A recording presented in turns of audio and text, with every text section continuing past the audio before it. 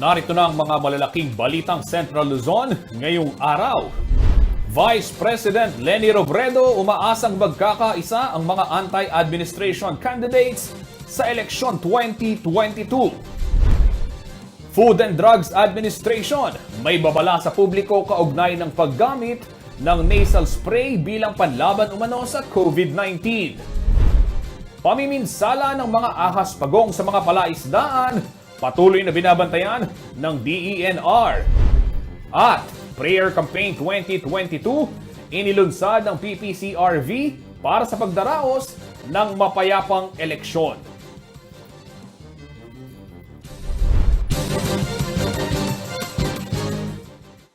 Magandang gabi, Central Luzon. Sa ngalan po ni Binibining Sonia P. Soto, ako si Justin Dizon. Ito ang mga balitang nakalap ng CLTV News. Itong September 17 na kumpirmang positibo sa COVID-19, si Olongapo City Mayor Roland Paulino Jr.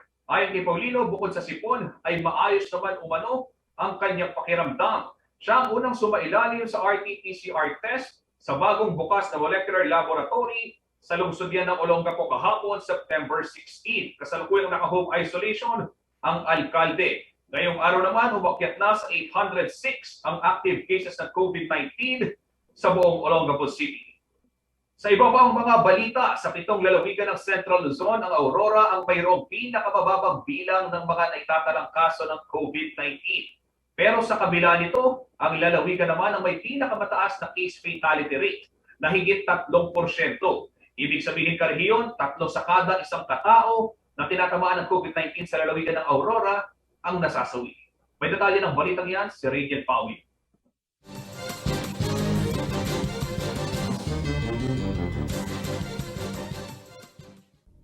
Ang Aurora ang mayroong pinakakaunting bilang ng COVID-19 cases sa buong Central Luzon. As of September 16, 2,572 confirmed cases ang naitala sa buong lalawigan. 194 dito ang binabantayang aktibong kaso. Subalit ang case fatality rate naman ng probinsya ang pinakamataas sa buong rehiyon. Umabot ito ng 3.46%. Ibig sabihin nasa 3 sa kada 100 COVID patients ang namamatay. Di hamak na mas mataas ito sa regional case fatality rate na nasa 2.10%. Karamihan sa mga naitatalang kaso galing sa labas ng probinsya. Kaya naman ang ilang residente ang aming nakapanayam ikinatuwa raw ang ginagawang paghihigpit sa mga border control point para matiyak na hindi makapapasok ang mga carrier ng novel coronavirus. Mag-ingat tayo, wag mo nang lalabas ng bayan kung hindi naman kailangan para makaiwas tayo sa COVID. Abiso naman ng Provincial IATF kahit na walang krematorium ang lalawigan para sa mga namatay na COVID-19 patient ay ipinagbabawal na dalhin ang mga labi sa ibang probinsya. Marapat lamang umanong sundin ang DOH guidelines na agarang libing. Kung wala tayong cremation dito, dapat po mailibing siya within 24 hours at naka-cadaver bag po siya. Hanggang sa katapusan ng buwan ay nakapailalim sa pinakamaluwag na quarantine status o Modified General Community Quarantine ng Aurora. Bago makapasok ng probinsya ang mga outsider at apor ay kinakailangan nilang magpresenta ng antigen o RT-PCR test na may 48-hour validity. Rainiel Pawid, CLTV News. Sa iba pang mga balita, dahil sa serye ng local transmission ng COVID-19 sa bayan ng Santa Rita at sa municipal building ito, ipinaputos ni Mayor Ferdinand Salalila kahapon, September 16, ang 4 na araw na lockdown sa munisipyo. Ito ay upang bigyang daan ang gagawing contact tracing matapos 4 sa kanilang empleyado sa munisipyo ang nagpositibo sa novel coronavirus. Narito ang detalye ng balitang yan.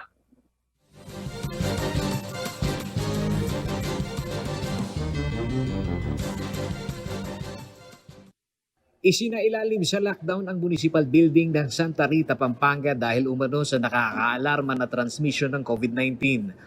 Batay ito sa Executive Order No. 30-2021 ni Mayor Ferdinand Salalila na ibinaba nitong September 16, 2021. Magsisimula ang lockdown ngayong September 17, 2021 at tatagal hanggang Lunes, September 20. Ang napagkasunduan namin na 4 days lang, kaya tinawon namin Sabado-Linggo para hindi masyado mahaba yung magiging bakante ng munisipyo natin. Kumbaga, pinuputol lang natin yung continuity ng transmission na. 4 ang nahawaan ng COVID-19 sa buong gusali. Galing ang mga nagpositibo mula sa 2 departamento ng pamahalaang bayan. Kaya inilockdown muna ang municipal building upang bigyang daan ang contact tracing sa inaasahang laki ng bilang ng posibleng apektado. Pag may nahawa, tapos in-isolate namin, hindi pa lalabas yung sintomas ng mga kasamaan niya, di ba? Kaya hindi mo na kung positive o negative yung mga kasamaan niya. Kaya ang ginawa namin niya, yan, magka-lockdown mo kami. After 14, nakikita namin kung merong magkakaroon ng sintomas niyan o wala. Tapos kung i-test namin by Tuesday, doon na makikita kung merong magpa-positive. Kung merong magpa-positive niyan, yung office na yon, pwede namin wag muna silang papasukin lahat. Higit 100 regular, job order na empleyado ng municipal hall ang apektado ng lockdown. Work from home naman umano ang setup sa ilang empleyado, kaya may tatanggapin pa rin silang sweldo. Oo, pwede naman silang mag-work from home eh. Yung mga DO namin sa mga opisina ko, konti lang. Yung mga DO namin na halos yung mga sa labas, yun may pasok yun. Yung mga nag-opisina lang ang walang pasok. Mahigit 100 staff kami sa munisipyo eh. JO, regular at casual. Pero nakarami yung namin, employee namin. Samantala, as of September 17, 75 ang aktibong kaso ng COVID-19 ang binabantayan sa bayan ng Santa Rita. Karamihan umano sa mga ito ay nasa isolation facilities, habang ang 30 naman ay namamalagi sa COVID-19 Referral Hospital ng Lalawigan. Paolo G. Santos, CLTV News.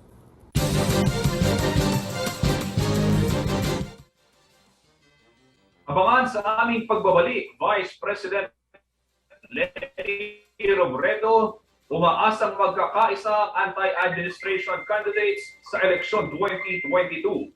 Prayer Campaign 2022 inilunsad ng PPCRB para sa pagdaraos ng mapayapang eleksyon. At Food and Drugs Administration may babala sa publiko kaugnay ng paggamit ng nasal spray bilang panlaban umano sa COVID-19. Yan at marami pang iba sa aming pagbabalik.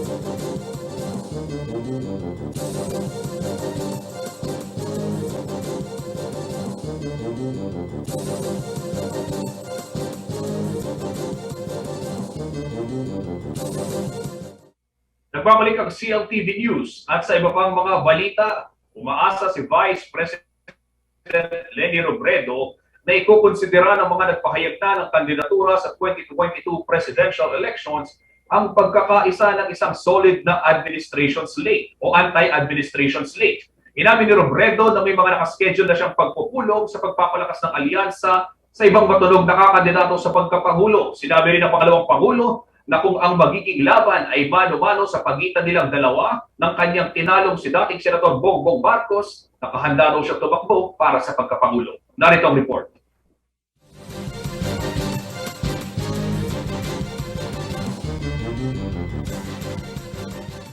Kung ako yung mapili ng unity ticket, tatakbo ako.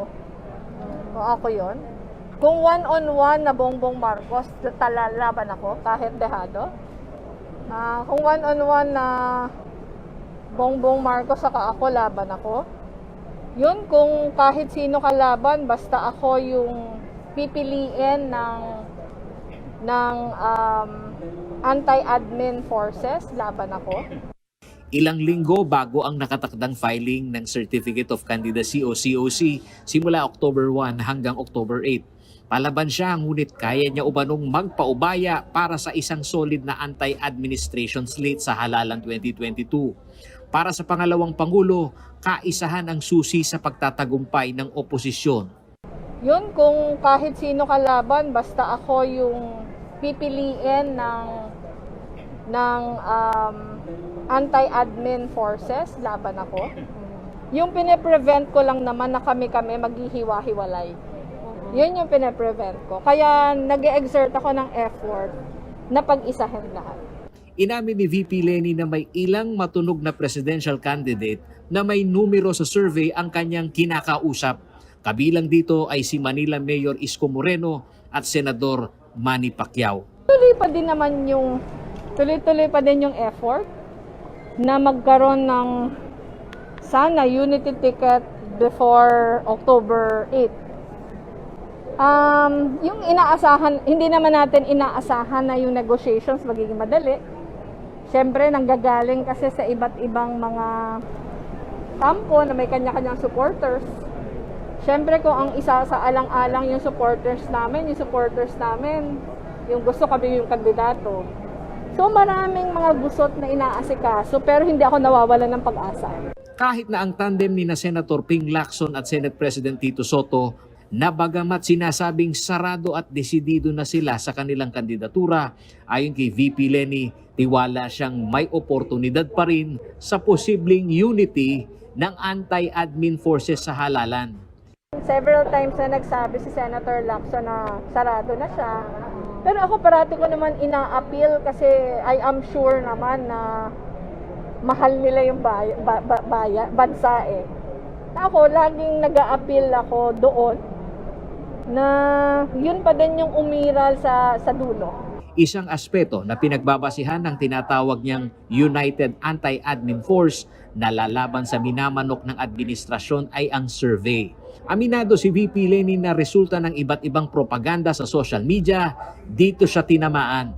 Hindi naman anya niya balak na tapatan ang mga troll farm ng mga kritiko ng kanyang tanggapan para umangat sa survey.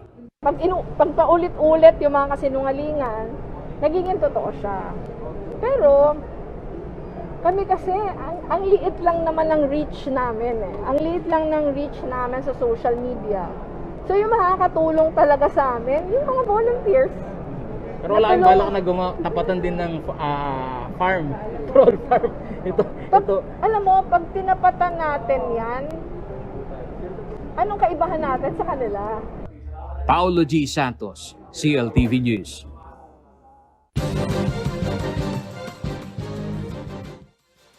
Isang nobina ang inilunsad ng Parish Pastoral Council for Responsible Voting o PPCRV para sa isang mapayapang halalan sa darating na May 2022. Bukod sa maayos at matapat na conduct of elections, dasal din umano ng grupo na piliin ng taong bayan ang mga kandidatong may good moral standards. Narito ang detalye ng balitang yan.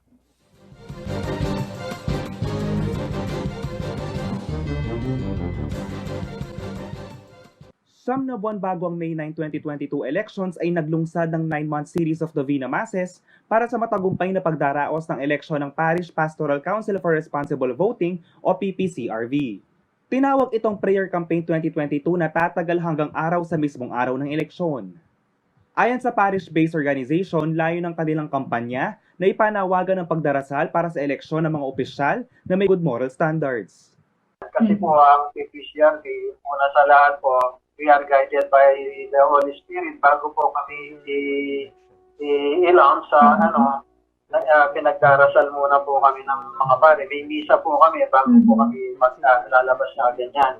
Lalo na po ngayon, ma'am, may pandemya, tapos election pa, tapos nakikita po natin sa TV at saka social media kung ano po ang nangyayari na corruption during the pandemic.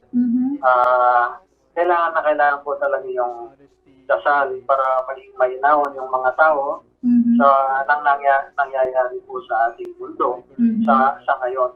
Hindi man sila umahabol ng posisyon sa gobyerno, sila rin ay nangangampanya para sa One Good Vote. Isa sa karaniwang ginagawa ng PPCRV bago eleksyon ang pagbibigay ng education campaign. Pero dahil sa pandemya may mga pagbabago man, tuloy pa rin sila sa kanilang advokasya. Ayon kay Alex Yusi, ang coordinator ng PPCRV Mexico chapter, nitong nakaraang buwan sa kanilang virtual General Assembly na pag-usapan na isa sa kailangang bantayan ngayong panahon ng eleksyon ng social media. Ang magiging problema namin ay yung mga troll, yung mga fake news. Naku, ang dami po yan, Sir Alex. National. Yun po ang magiging, kasi po dyan ang kampanya Dyan ang kampanya through social media. So, nakahanda naman po yung bawat parokya dahil mayroon na pong ministry on social media. Gumawa na po ng ministry yung mga Catholic Church, yung mga parokya. May mga bata na o mga estudyanteng mga magtatrabaho dyan. Yan po ang magiging active na magpa-participate po dyan sa kampanya. Yung pong ministry on social media po ng bawat parokya po.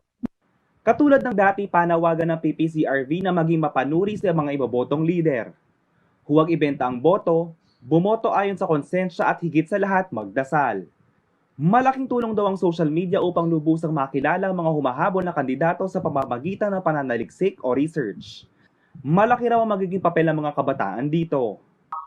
Gamitin natin yung social media kung hindi nila alam, pwede naman po yung mga bata, mga teenager, turuan po yung ating mga magulang na gumamit ng mga gadgets. Kung hindi naman, sana naman na bigyan ng mga pag-aaral o pagsusuri yung mga habol na kandidato at sasabihin nila sa mga magulang nila na nakakagamit ng social media.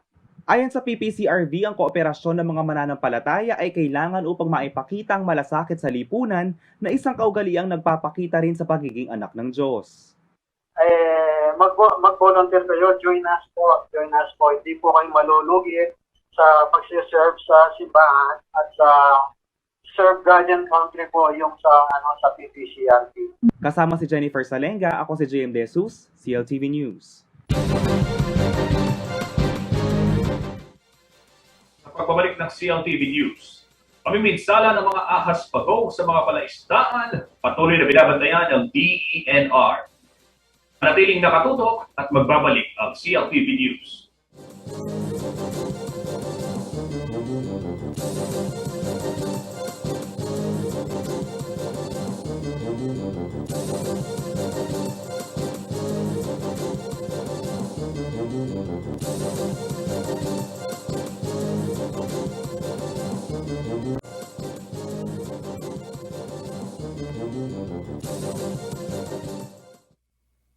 Nagbabalik po ang CLTV News at sa iba pa mga nangungunang balita.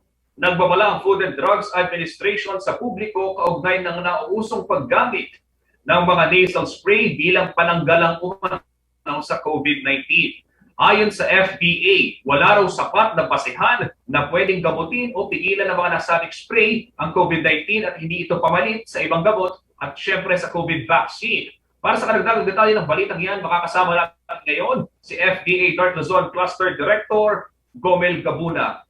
Director, magandang gabi po. Ito po ay nauuso ngayon na nakikita natin sa mga social media, itong nilabas memorandum ng inyong tanggapan patungkol sa mga nasal spray. Opo, can you tell us something more about po dun sa memorandum, Director? Ay, naka-mute po si Director. Director, pa-unmute lang po. Ayan. Sorry po. Maraming salamat po kay Justin. Kahapon po ay naglabas po ng advisory ang ating central office patungkol po sa nasal spray na allegedly ay nakakagamot daw po sa COVID-19 So nagbigay po ng pahayag ang ating Director General na kung maaari po ay maging wary o maging inform po yung ating mga consumer na ito pong nauusong nasal spray ay hindi po ito nakakagamot sa COVID dahil wala pong medical na basihan ang claim na ito. Kaya po naglabas po ng advisory ang ating central office. Sir, dito po ba sa ating region, Central Luzon at maging sa North Luzon na rin, ito po ba ay nagiging laganap na yung bentahan ng mga ganitong spray? At paglilinaw lang siguro, sir, ito po bang mga spray na to ay available talaga over the counter for what purposes po? Available, sa tingin ko po, available na po ito kasi sa leading butika po ay nabibili na to, and I'm making it sure for sure maraming mga consumer na po tayo dito sa Pampanga and even sa Region 3 as a whole na siguro nakakabili na nito.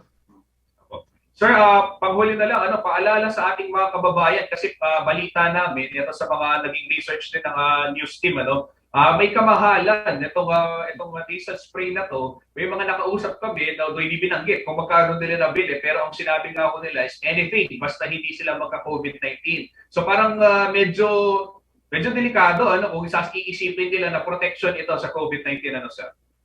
Opo, isa lang po ang dito, maaari po kasing maging passive po tayo kapag halimbawa po nakakabili tayo ng nasal spray na ito. Maging passive po tayo at maging careless tayo dahil nakabili tayo ng ganito, may claim na anti-COVID, gagawin po nating substitute sa face mask, face shield at maging po sa vaccine natin. Ito po ay delikado dahil sa ngayon po ay wala pa rin pong nadidiskubre na talagang gamot po sa ating COVID. Kaya po po'y nakikiusap, gusto ko pong iparating sa ating mga nakikinig at nanonood sa inyong programa na kung maaari po ay maging wary tayo o maging inform po tayo sa mga panahong ito, lalo pat lahat po yata nandiyan sa market ngayon ay pwedeng mag-claim na sila po ay nakakagamot sa COVID. So baka po maging false alarm at maging passive po tayo sa ating mga health protocols Kaya yun po nagpapasalamat po ako kay Justin for again inviting me in your program at para po maihayag po namin ng Food and Drug Administration ang mga bagay na ito sa inyong programa. Opo. Director, panghuli na lang, baka sabihin natin sa ating mga manonood, ano ba yung pinakamabisang paraan para maiwasan yung COVID-19? Ano yung dapat nilang gawin? Kaysa doon sa mag-spray at kung ano-ano pa iti-take nila or ilalagay nila, pero ano yung tried and tested talaga, Director? Ganun pa rin po ngayon, sa ngayon po, ang ating Department of Health po ay patuloy na nagpaparemind po sa atin na social distancing pa rin po. Paghuhugas ng kamay, pag-sanitize po ng ating mga kamay, kaya parating natin nakikita ang mga kababayan natin may mga alcohol na dala. Tapos palagian pong maghugas ng kamay, yung mga ganun po, mag-sanitation po at hygiene natin. So yung pa rin po ang epektibong paraan as of this time. Saka vaccination po. Yung mga hindi pa po nababaksinate at kung may available naman po at kayo'y na-schedule na po para po sa vaccination, kung pwede pong kayo'y pumunta. Kumpletuhin niyo po yung first and second dose para po maging, although hindi po yan masabing 100% ay protection na kayo, hindi naman po yan ang claim ng vaccine, kundi ang sinasabi po natin ay magiging pananggalang po yan na hindi po tayo grabing magkasakit sa COVID po. No? So, para po sa inyong tagapakinig at tagapanood, sana po ay suportahan natin parati yung programa ng gobyerno, lalo pa dito sa COVID-19 po. Okay, maraming salamat po, Director Gomel Capuna ng FDA North Luzon Cluster.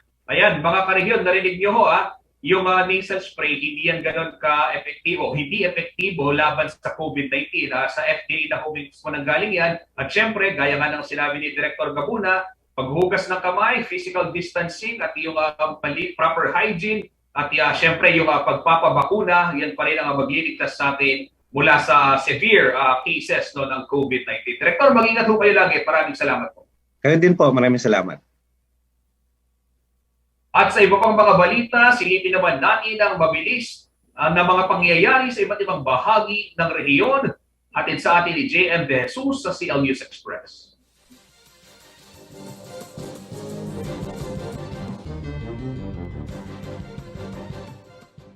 Natapos na ng Department of Public Works and Highways Nueva Ecija, 2nd District Engineering Office ang 2 road project sa Barangay Cuyapa, sa bayan ng Gabaldon at Barangay Vega sa bayan ng Bungabon.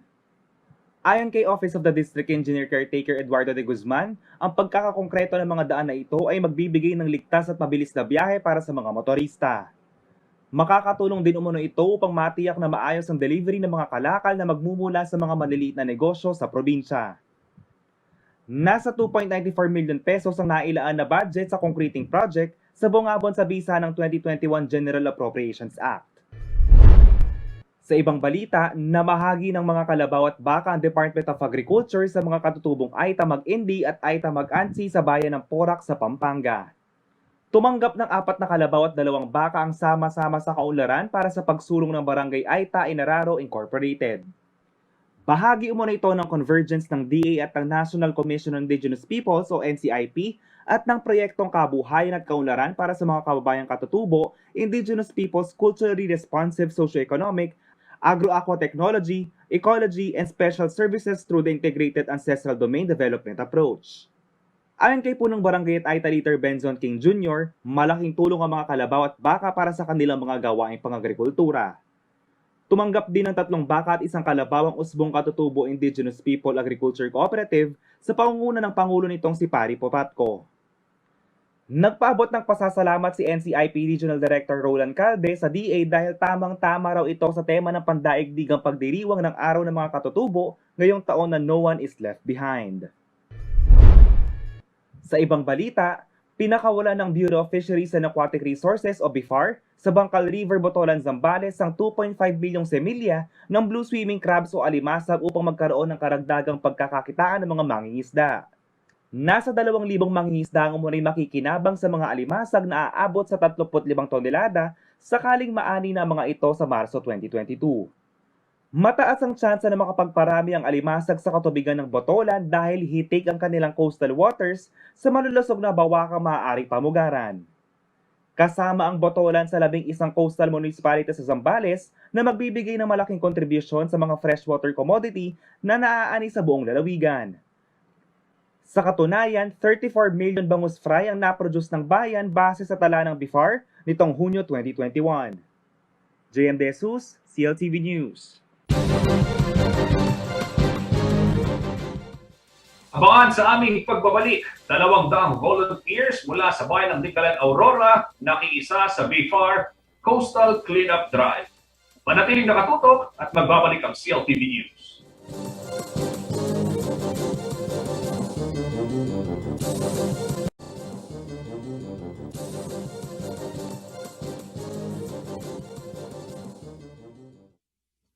Nagbabalik po ang CLTV News. Mga kabalen, mga karehiyon, isang video ang ipinadala sa CLTV News ng ating kabalen mula sa bayan ng Florida Blanca sa Pampanga na si Judy Ann Salva. Dito makikita ang isang pagong na gumagapang sa tapat mismo ng kanilang bahay.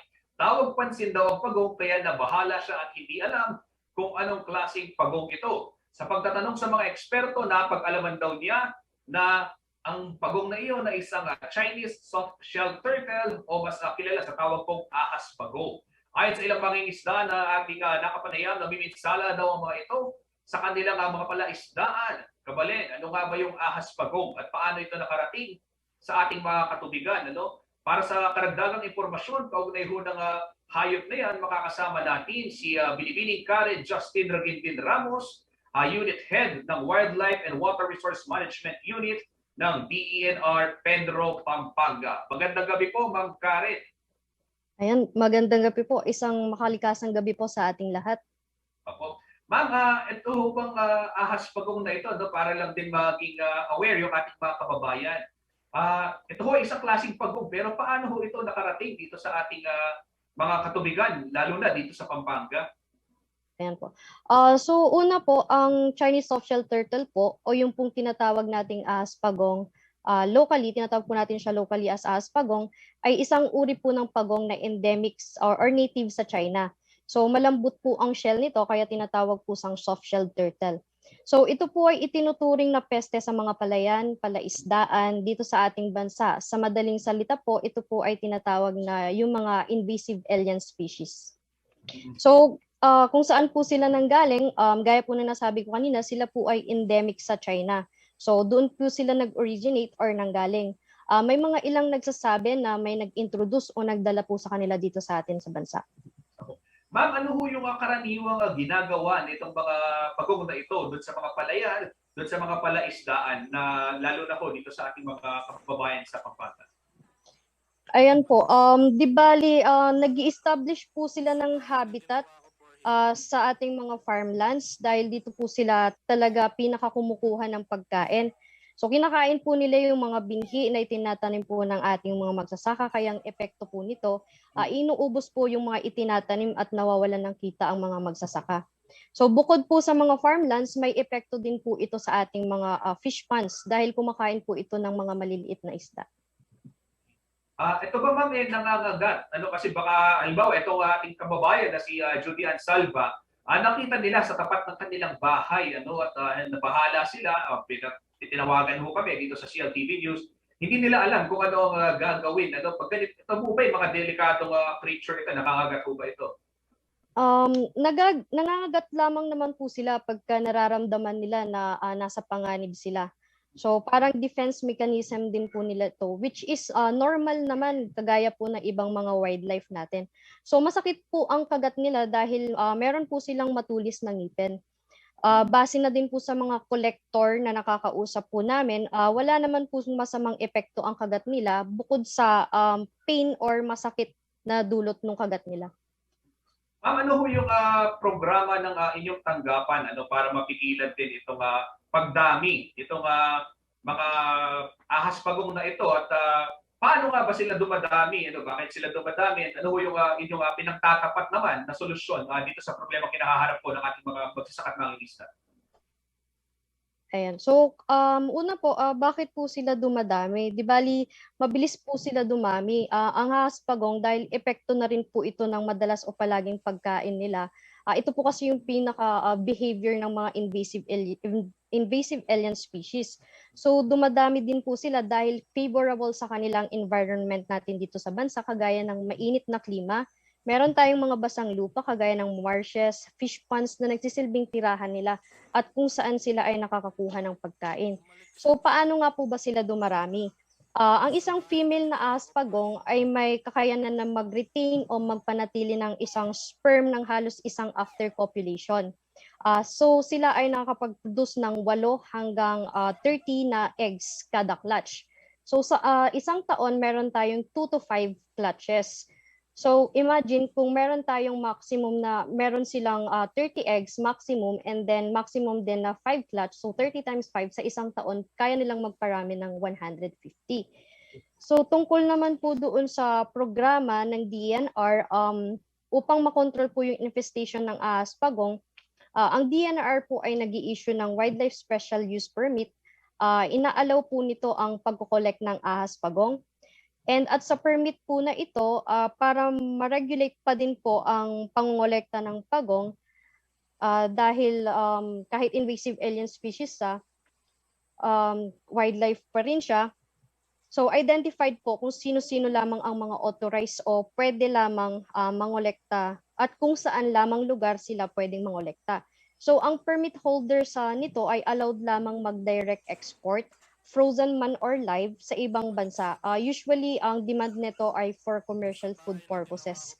Kadalasan ng mga bansang nag-i-import ay China at Taiwan. Ibinebenta ito, ginagawa itong soup, sisig at iba pang luto. Bawal po itong i-trade or ibenta locally, lalo na pag live, dahil iniiwasan po natin na ma-introduce sila sa ibang lugar dito sa bansa, dahil nga po iniiwasan natin na dumami sila dahil sila po ay peste sa ilang hanap buhay dito sa ating bansa, kagaya ng pagsasaka at saka pagkukulture ng isda sa fish ponds. Opo.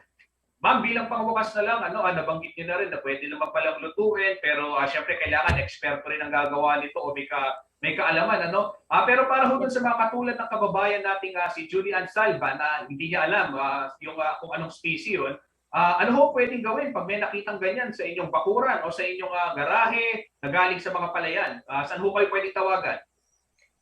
Pwede po kaming tawagan sa landline ng Penro Pampanga, 436-5779.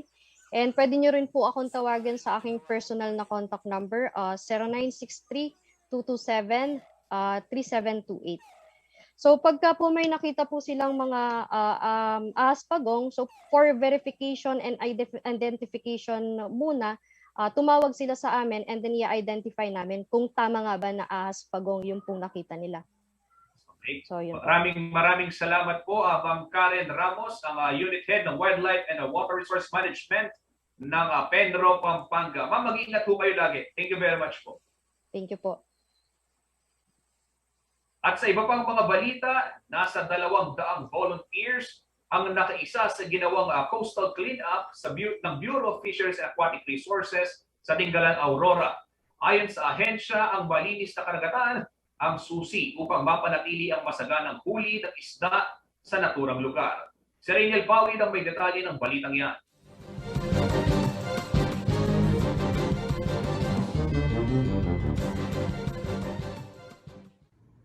Pagputok pa lang ng Bukang Liwayway, nagtungo na sa dalampasigan ng Barangay Paltik sa Dingalan, Aurora. Ang nasa 200 volunteers na nakibahagi sa cleanup drive ng Bureau of Fisheries and Aquatic Resources o BIFAR Region 3. Present sa nasabing Oplan linis dalampasigan ng ilang civic group at samahan ng mga kababaihan.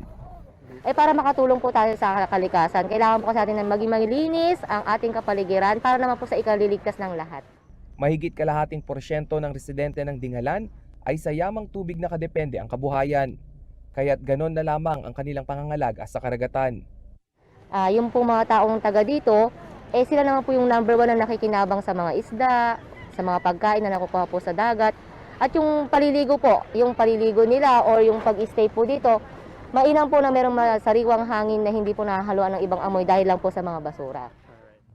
Ayon kay BIFAR Central Luzon Director Wilfredo Cruz, may inilaang financial subsidy ang pamahalaan para sa fishery sector ng Dingalan na lubos na naapektuhan ng mga nagdaang bagyo at pandemya. At dito sa Dingalan, baka next week ay may award natin yung kanilang prize na 18 million para sa livelihood.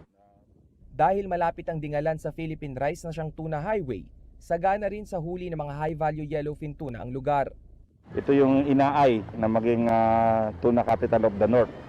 During peak ng tuna season dito ay nag-average sila ng 8 tons per day ng kanilang tuna na nanggagaling sa Benham Rice. So kasama ito ang Dingalan sa Fisheries Management Area number 1.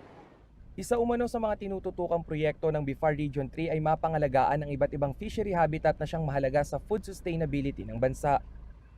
Iniingatan natin, ito yung pinaka-food basket sa mga susunod na panahon. Kailangan ng tamang policy and regulation. Isa sa mga environmental policy ng pamahalaang bayan ng Dingalan ay ang paglilinis ng dalampasigan tuwing ikalawang biyernes ng buwan. Ang naturang coastal cleanup ay bahagi ng 58th Fish Conservation Week na ipinagdiriwang sa buong Pilipinas. Rainiel Pawid, CLTV News, Dingalan, Aurora.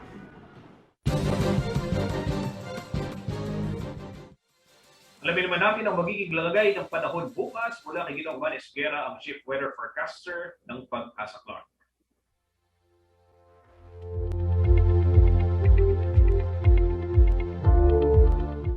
Magandang gabi po. Narito po ang taya ng ating panahon sa susunod na 24 oras. Ang isang low pressure area po ang binabantayan ngayon ng Pag-asa at ito po ay namataan sa layo na lamang na 90 kilometers dyan po sa may silangan, timog silangan ng Romblon. At ito po ay nakapaloob sa tinatawag natin na Intertropical Convergence Zone o ITCZ na nakaka-apekto naman po dyan sa may Southern Luzon, Visayas at Mindanao. Kaya po ang mga lugar ng Metro Manila, Central Luzon, Calabarzon, Mimaropa, Western Visayas, kasama na rin po ang Zamboanga Peninsula, Bangsamoro, Socsargen, Isabela, Quirino, Nueva Vizcaya, Benguet, Ifugao, La Union, Pangasinan at Camarines Norte ay magiging maulap po ang papamiri na may inaasahan po tayong mga kalat-kalat ang mga pagulan, pagkidlat at pagkulog. Ito nga po ay dulot ng ITZZ at ng LPA. Samantala po ang natitirang bahagi ng bansa ay magkakaroon lamang po ng bahagya hanggang sa kuminsan ay magiging maulap. May inaasahan din po ng mga isolated rain showers at thunderstorm. Ito rin po ay dulot ng ITZZ at localized thunderstorm. So sa ngayon po, yun lamang po ang mga weather system na nakaka-apekto sa iba't ibang parte ng ating bansa sa ngayon. Pinag-iingat pa rin po natin ang ating mga kababayan dahil marami pong lugar ang posible pong magkaroon ng mga pagulan at posible rin po sa kanila ang mga flash floods at saka po ang mga landslide. So pinag-iingat po ang lahat. Magandang gabi po. At yan ang mga balitang nakalap ng CLTV News ngayong araw. Para sa karagdagang detalye, maaari niyo pong i-like and i-follow ang mga social media pages ng CLTV na makikita ninyo sa inyong mga TV screens. Mga kabalit, kung nais po ninyong balikan ang mga programa ng inyong paboritong CLTV 36, pwede ninyong bisitahin ang aming YouTube channel at CLTV 36 Official at maging ang aming website, cltv36.tv. Mapapanood din po ang programa ng CLTV nationwide via Signal Channel 115 at sa ating 39 cable partners dito sa Central Luzon. Kasama po ang buong pwersa ng CLTV News and Current Affairs at sa ngalan po ni Binibining Sonia P. Soto, ako po si Justin Tizon. Karehiyon, maraming salamat po. 99 days to go na lang, Pasko na.